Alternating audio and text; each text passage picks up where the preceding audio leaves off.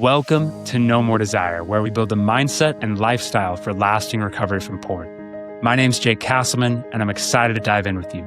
Let's get started, my friend. In today's episode, we focus on something that is crucial for quitting porn, and that is our relationship to anger. You might think, how does anger relate to overcoming pornography addiction? I get that question. Let me explain. I'm someone who felt anger all of the time. I felt cravings also all of the time.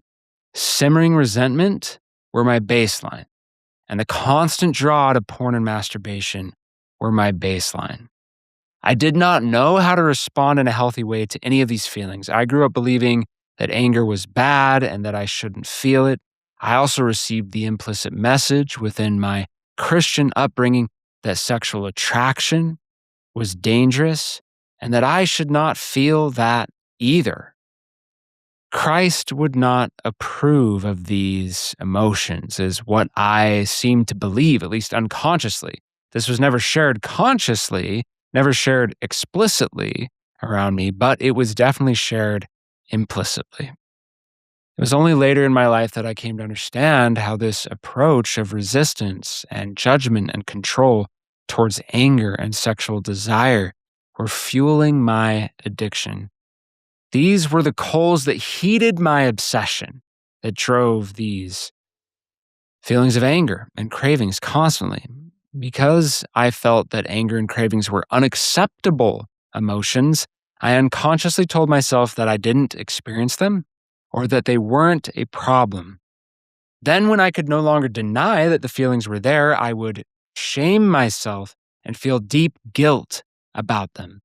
This would only pour gasoline on the internal fire and cause me to also feel things like anxiety and depression and social anxiety, which were in part the result of suppressed emotions that I didn't know how to relate to and respond to in a healthy way. It would be years before I understood that anger is not inherently an evil emotion, but simply an emotion. Cravings, I would also say, are not inherently evil, and that's a hard one for a lot of us. Instead, it is my response to these feelings that determines whether they are used for good or evil, for self-growth or self-destruction. Both anger and cravings can lead to good in the long run. They can be tormentors for me. My tormentors that are mentors, right? They can be trailheads for my growth. Triggers are trailheads for a deeper relationship with God or a growing dependency on Him, a growing relationship with Him for His help. Or they can lead to my distance from Him. They can lead to, again, my growth or my destruction. Judging resistance or attempting to control these emotions only strengthens them, my friends. That is the paradoxical thing of the emotional world. Anger and cravings are driven by internal judgment, resistance, and control. Therefore, anger and cravings will never be solved by judgment, resistance, and control. We cannot solve them through the cause of them. Sexual desire itself is manageable and normal. Craving is not about sexual desire, though. It is the result of deeper emotion and emotional dysregulation. It also has other causes, but for the sake of this episode, we will focus on that. Anger is also this way. Both anger and cravings hide deeper emotions that we need to regulate. These are not inherently negative or bad emotions, but opportunities for us to see something underneath that calls for our attention. They are signaling us that something underneath needs our help. Both anger and craving hide deeper emotions like fear, guilt, sadness, loneliness, lack of purpose or direction, betrayal. These things could have happened early in life. They could be happening currently in life. We could still be carrying them from childhood or from many experiences we had over years of time. We find a part of us that is afraid of being seen as weak underneath craving or anger, or part of us that is afraid to be vulnerable or to get close to others beneath anger and craving. Anger keeps people at arm's length, my friend, keeping us safe, quote unquote. Cravings keep us fixated on a behavior or substance so that we can escape life, avoid life, sidestep responsibilities and pressures, or have a reason not to pursue higher goals. It keeps us stuck, and it keeps us from pursuing deeper closeness in our relationships or coming outside ourselves. It is our continuous excuse for why we cannot be better. That is not a judgment call of hate. That is a call out to the pattern that is inside of us behind the addiction, one that we can overcome step by step. Addiction is the great procrastination strategy, ever keeping us stuck so that life never gets too big. I speak from personal experience on that. That's how I lived a lot of my life. I just didn't realize that until much later, even years after quitting. These emotions serve deeper purposes. Those purposes can certainly be evil, but the answer to anger or cravings is not to condemn them, push them away, simply drop them, or pretend that they aren't there. Instead, the way to bring these into a good purpose that they can have is to release these emotions paradoxically through embracing them first. The same way that we would embrace a scared child or show respect to a well-meaning protector in our lives. If we want to get sober or we want to release anger, become better with anger, we must approach every emotion with acceptance, understanding, and even appreciation for how that emotion is attempting to help us. It may not be working, but it's trying. Cravings try to bring us into a fantasy world to get us away from discomfort, help us avoid pressure or suffering. Anger attempts to set a boundary, get a need met, seek justice, or to try to change something that's hurting us. Again, these emotions may not be truthful or inherently good, but if we let the anger or craving lead, they make the problem worse. If we instead show understanding for these emotions, we investigate the reasons behind them, we find self-acceptance and compassion, and we seek to solve these things in healthy ways rather than fighting or resisting them, then we can calm our nervous system and lead ourselves to a better outcome. Staying sober is not about resistance, brother. It is about surrender. I know so many of us hate that word and have a hard time with it. I want to posit that surrendering or surrender is to surrender to every emotion that we feel with awareness, mindfulness, acceptance, compassion, and a conscious choice to take a higher road. Notice that is a Buddhist principle, an Eastern principle, a Taoist principle. We are converging the Christian Western philosophy with the Eastern philosophy. These things are not contradictory. They fit very, very nicely together. Not giving into the emotions. Notice I didn't say that. That's not what surrender is. But giving way to total presence so we can transform darkness into light. This, I believe, is the truly Christian approach to emotion, both within ourselves and others. This is the paradox of the emotional world, one that does not function according to logic. When Ryan's wife found out about his infidelity, all hell broke loose. They had a son together and he was about to lose him and her. Ryan had been hiding his porn use for years since his childhood, but sexting other people went way beyond that. When she found out, Ryan knew that divorce was more than likely and he was devastated.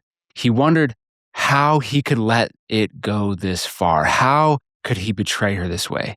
She was everything to him, yet he'd betrayed her so severely and now he was going to lose everything. That's when he contacted me and entered the program. Together, Ryan and I discovered the deeper reasons behind his behavior, the lack of emotional safety that he felt in his life, the technology habits that he had, his inability to stay present, his feelings of shame and not being good enough. I taught Ryan emotional mindfulness strategies like the RAIL method, and he had massive changes to his lifestyle through small steps taught in the program. He even came to understand the link between ADHD and his porn addiction and was able to make improvements in both. Here's what he had to say about his experience with the coaching program. I've been sober for 7 months now. Not only does the program help you with your addiction, but it does something even better. It helps you become a better version of yourself. Jake has been in our shoes and is truly walking the walk. The program is going to take a lot. You only get as much as you put into it. That being said, if you feel like you truly do want to change your life, contact Jake and get a consultation. With the material and exercises from the program, I feel confident I have a map to better roads ahead. I've kept up with Ryan here and there, and he continues to be sober after over a year. His wife and he are building trust and continuing to raise their son together, and I'm so happy for them. If you are struggling with a porn addiction, head to nomordesire.com/coaching. Learn more and create your own success story. All right, back to the show, my friend. I want to move into the next section of today's episode, which is a short conversation with my guest, Brant Hansen. Brant and I had a nice conversation about this topic of anger and resentment and how these can relate to our recovery as well. Brant is a best-selling author and award-winning nationally syndicated radio host whose show airs on more than 200 stations.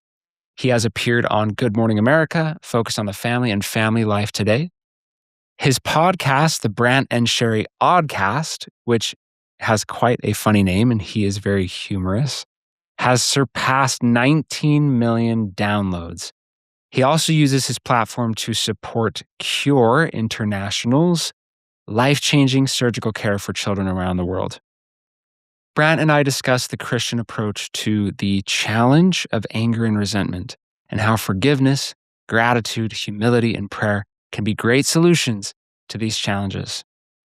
I believe that deep mindfulness and presence with emotion is critical for overcoming addiction. Anger is a toxic emotion that brings us into suffering unless we learn how to relate and respond to it in a healthy way, like I've discussed, through self-awareness, mindfulness, and forgiveness for ourselves or others. Both, really. Finding forgiveness for others and ourselves is not a straightforward or simple process. It often involves a great deal of wrestling and introspection. Christ shares simple and profound truths that they've continued throughout the ages. And these simple and profound truths in Scripture about forgiveness and praying for our enemies do not give us every single answer for us personally, I think, because it is up to us to walk our own journey of personal inspiration and introspection and helping each other and offering each other advice or insights, assisting one another in finding those deeper answers or finding the hows for the what that Christ often shares. And sometimes he does give us the how, of course. So we can learn how to live according to his teachings. Brant and I discuss some of these insights today. Before we dive in, please like, rate, and follow this podcast. It's a huge help to my team and the growth of this show, and it helps us bring you the latest in porn addiction recovery and personal growth. And if you want deeper, more hands-on practices, I have an academy with courses, a private community, weekly group coaching, all online in an easy-to-use platform and online portal where you can connect, get help, and get a step-by-step process to long-lasting recovery. With that, let's get started in the next part of the episode with my conversation with Brant Hansen. So anger is like this warning light on a dashboard. It tells you something's wrong or you're perceiving something to be wrong. Like there's a threat somehow. You're being threatened. You don't know why, or you feel like your will is being thwarted. It's totally natural. I keep quoting this guy from Stanford who's a neuroendocrinologist, and he's brilliant. He talks about this. He wrote a book called Why Zebras Don't Get Ulcers. And it's about like all the animals. We're the only creatures on the planet that can get like stress related ulcers. Right. Why? He says, like, what's the deal? So he's an endocrinologist. He's saying because everybody has a fight or flight response. That's just normal for survival, right? But a zebra gets this fight or flight response. And all of this stuff happens to your body really quickly when you like here, there's a lion, I need to run for it. Like the heart rate changes, the blood pressure changes, the adrenaline spikes, all of this stuff happens. The cortisol spikes, all of these things happen. There's systems that shut down. It's a massive response, the stress response. And it's natural. But the thing is, for the zebra, it's over in 30 seconds. But humans, he says, are the only creatures that can hold on to it for 10 years. Or borrow threats that haven't even happened from next year or next week or tomorrow. And so you get all of that response in your body and you hold it. And the heightened cortisol, you may know, because you're obviously pretty understanding of this stuff, but like that'll kill you. It causes heart disease. It causes weight gain around the midsection. It causes you to look older. It breaks down the collagen in your skin. It shortens your lifespan. Like holding on to you're not designed to hold on to anger. The biblical wisdom, and I come at this as a Christian, but the biblical wisdom is to get rid of it. But Christians are taught, unfortunately, I was taught growing up, like, no, you have righteous anger. Hold on to your righteous anger. The key that the Bible is saying that we're given in terms of like the way of Jesus is forgiveness. We actually drop your right to anger, not because people deserve it, because they don't deserve it. Most people are not going to apologize, but you drop it because you didn't deserve it. So you extend that forgiveness to other people. It turns out it's a much healthier way to live. And it is actually doable. Even people who've gone through extreme victimhood, like their family's been killed or something, you'll see they find freedom by forgiving the perps. It doesn't mean there's no jail time. It doesn't mean there's no consequences. It's like, but your own baggage, you now don't have to carry that for the rest of your life. So this getting rid of anger, let's talk more about kind of the nuts and bolts of that, or what you've seen that works for people. Because you also definitely address in your book that it's not about ignoring pain, right? It's not about that. Pain is real. So let's talk about, that process. Jesus even tells a story about a man who's forgiven. He owes his master like $3 billion and he's forgiven for everything. And he turns around and won't forgive somebody else. And the master, the king, is very upset about that. And it's clear what the message is. Like, you have been forgiven for so much. If you don't turn around, if you think that somebody else is unforgivable and you should hold on to your anger, well, that's on you. That's on me. So the resource that we have to draw on is the fact that God has done this for us. So you have to you don't pretend that nothing happened. That's the thing. A lot of people will be like, oh, so you're saying we should just hold it in and repress the anger. No. You have to forgive people because you've been forgiven. That's the whole point. It's out of humility. Okay. People will sometimes say, and this is a totally fair thing to say, honestly, they'll sometimes say, well, does that mean I have to stay in a relationship with somebody that's abusive or horrible? Like, oh, I forgive you. Whatever you do, I guess I have to put up with it. No, that's not what forgiveness is. You can still have boundaries. The irony is, if you don't forgive them, you are staying in relationship with them for the rest of your life in your head. My dad was he just recently passed away. He was an awful dad. And he was a Christian pastor. And abusive and philandering and a fraud. So my brother and I both had to go, okay, so we could live in reaction to that for the rest of our lives. It was trauma, and it was religious trauma. It's like we feared for our lives growing up. I don't want to, though. So we both had to decide, like, you know what? As an act of worship to God, I'm going to forgive my dad. I'm not going to hold on to anger against him. I'm going to pray for blessings for him. And that's in fact what Jesus tells us to do. If you actually pray for blessings for the people who drive you crazy, you will feel a lightness of being that will come into your life very quickly. This person drives me crazy, or this person has hurt me. Lord, bless them and their families, give them peace somehow. You will feel your own heart rate slowing down. You will feel a release. And then he says that his way is actually lighter and easier. And he says, come to me, you'll find rest. Yoke yourself to me. At first, you think it's harder. It's like, well, it's really hard to forgive somebody. Yes, yeah, at first. But you know what? It becomes a way of life. Right. Yeah. And for me, I think one of the struggles that I had with what you're saying earlier in my life was people would say, just forgive and just let go. And I would always ask inside myself, but how? Right. How is that done? How do I just forgive and let go? What does that look like? What's the process that I need to go through? Right. And they just say, well, just forgive. That really, really frustrated me a lot. And it made me feel like a bad person, actually. Like, okay, yeah, totally. I must just not have this ability that other people have to just, forgive and let go. I guess I'm just a really resentful person, apparently. So in terms of the how, I've got to get to work praying for blessings on this person. At first, it seems incredibly unnatural. The reason it seems unnatural is because it's unnatural. Right. Humans don't operate that way. We kill each other. We go to war. We get revenge. We get revenge for the revenge. We get revenge.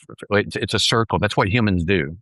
What Jesus is saying in the Sermon on the Mount is a way out of this. But when you do pray for somebody, again, like I'm saying, you will change. You will start to root for that person. Not that there are no consequences for what they've done, but you'll feel yourself pulling for the person. I've done this. And it starts with people in traffic. I call traffic forgiveness practice. But try it in practice. Somebody cuts you off. It's very unnatural. Instead of flipping them off or getting mad in your car, to say, Lord, please bless that guy. Seems like he's toxic. Please let there be peace in his home, in his family, in his life. As you practice it, you get better at it. You don't even think about it. It becomes second nature after a while. That's why you shoot 10,000 free throws or whatever, because at first it's like, okay, where does my elbow go? Where does my left hand go? How do I do with my knees? After the 10,000th, when you're not in a game with 2 seconds left, going, okay, now where does my elbow go? Right. It's second nature because you've been doing this. For me, one of the things that really drove home and helped me understand how to forgive was that I really needed to come to a deep understanding for myself and for the other person, my own emotions, right? And this surrender process. To forgive means to give away, right?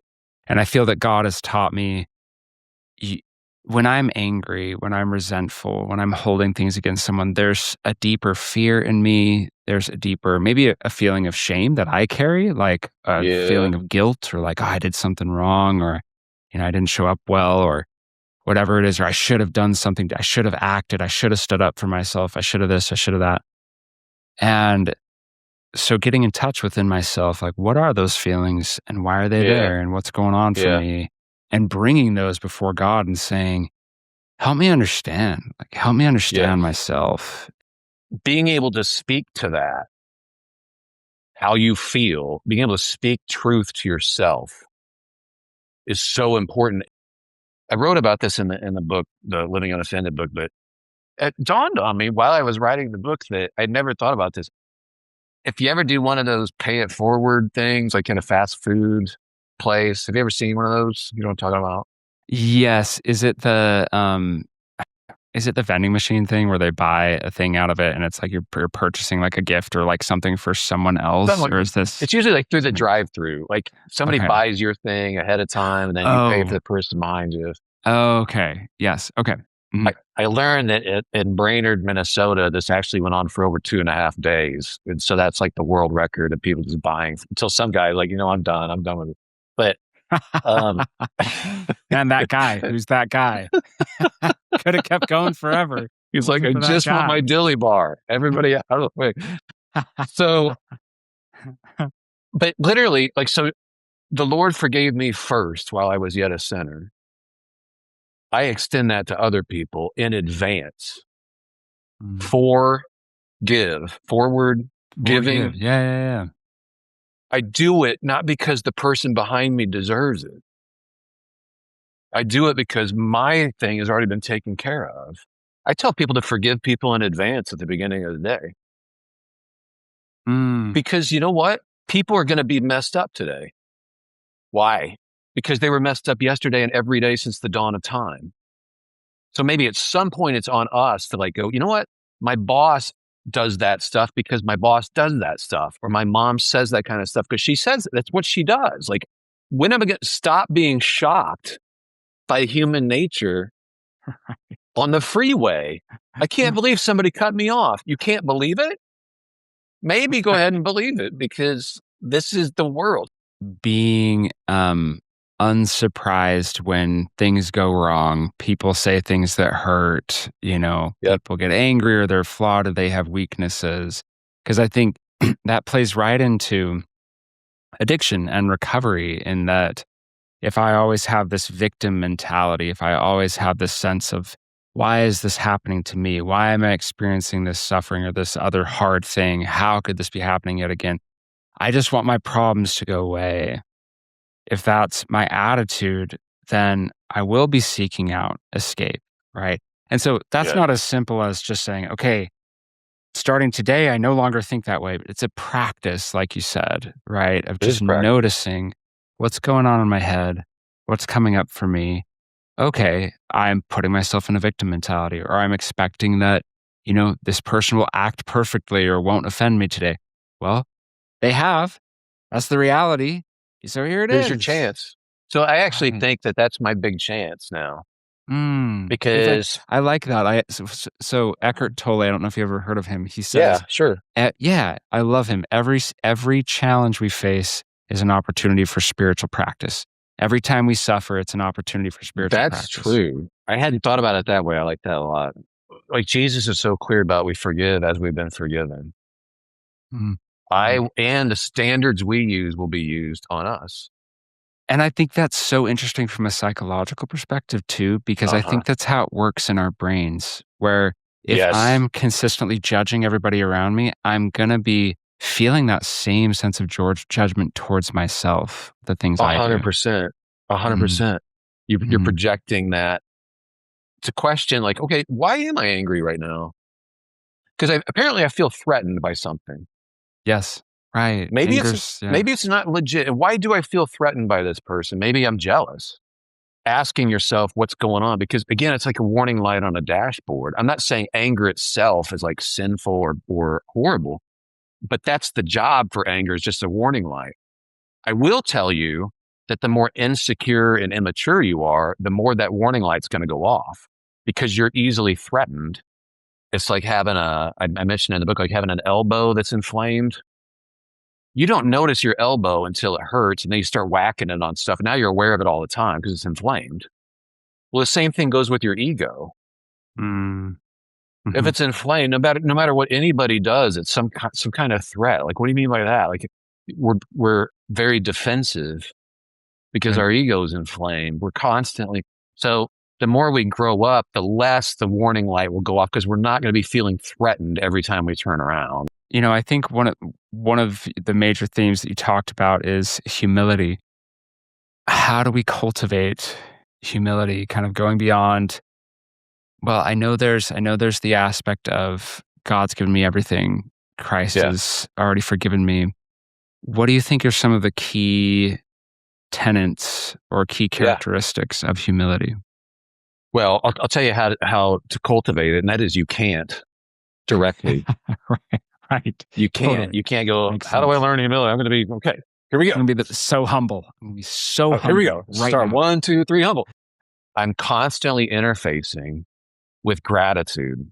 I'm doing it because I'm grateful for what God has done for me. Constantly. Well, that builds humility. along with that, something that's been a huge blessing to me is realizing that the good that I can do in my life, the impact that I can make, the strengths that I have, all of that's only there as a gift from God in the first place. I wouldn't have the capacity or the ability to do any of the good that I do without the original gift, right? I Right. may be working to cultivate it. He's there working alongside me. So he's helping me the whole time. And he's the one who gave it to me originally, right? So there's really no space for me to be like, man, like, look what I've done, man. I'm so awesome. It's like, oh, thanks God for blessing me to be able to do something good today, you know? This is the way to go. That is, I mean, you know this, like gratitude. Like you don't have to be every secular psychologist knows that gratitude is like this elixir that's magic practically about everything. It is so true. And I think I'm curious what you have to say about this. One of the other things that I've really noticed in my own life. So to give you and others an idea, anger is one of the primary things that I've struggled with in my life, and resentment, right? And so I've done a lot of work, especially over the last several years, to understand why, right? And one of the things that I've noticed is if I feel that I'm showing up, so specifically marriage, right? I think so much resentment and anger can show up in our relationships, right? Oh yeah. If I feel guilty unconsciously, or like I'm not showing up fully, I'm not fully present or not giving my whole self, anger and resentment can easily come up, and blaming and pointing the finger. But if I feel inside myself like, man, I'm happy about how I'm showing up. I'm happy about who I am. I feel like I'm doing a pretty good job. Then there's just not space for that blame and that judgment and that anger, which is so curious because I feel like it's completely counterintuitive. You wouldn't think, okay, I feel angry because inside I actually feel guilty, or I feel that I'm Right. not showing up well. For somebody who's looking to release resentment, release anger, what would you advise them to begin doing kind of even today or in their daily life? Just what I was saying. Think of people who drive you crazy. They can be politicians. They can be people you don't know. They can be news media people. They can be next door neighbor. They can be in your own home. And ask God to bless them. Praying for the people who drive you crazy, people in traffic, people at work. You will become a different sort of person. Well, Brant, if people want to learn more about you or your book or your work, get connected with you, where should they go? They can go to branthansen.com. It's actually en and hansen.com. Funny thing Right. that you'll connect with is there is an on.com. Brant Hansen. Okay. And that guy Yeah. is now a friend of mine. He's in Utah. He's a city manager and he's an awesome guy. We constantly get each other's emails. Oh. So he'll send me, I'll get his like city budget stuff and I'll send it on to, here you go, Brant. He's like, well, here you go, Brant. He'll send me like my speaking contract or something that he got or whatever.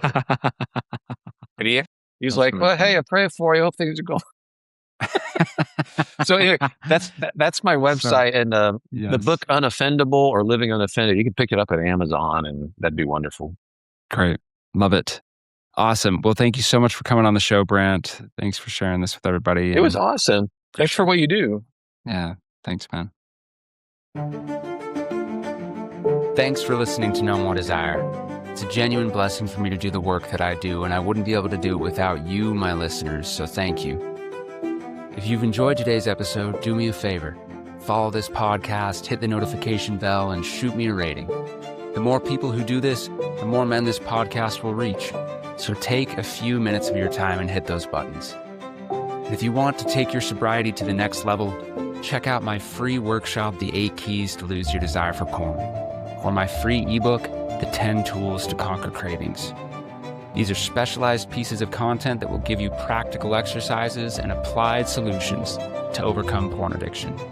And you can find them at nomoredesire.com. As a listener of the No More Desire podcast, you are part of a worldwide movement of men who are breaking free of porn to live more impactful, meaningful, and selfless lives. So keep learning, keep growing, and keep building that recovery mindset and lifestyle.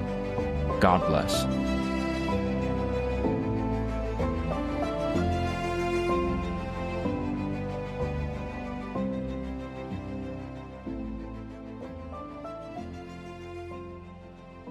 Everything expressed on the No More Desire podcast are the opinions of the host and participants and is for informational and educational purposes only. This podcast should not be considered mental health therapy or as a substitute thereof. It is strongly recommended that you seek out the clinical guidance of a qualified mental health professional. If you're experiencing thoughts of suicide, self-harm, or a desire to harm others, please dial 911 or go to your nearest emergency room.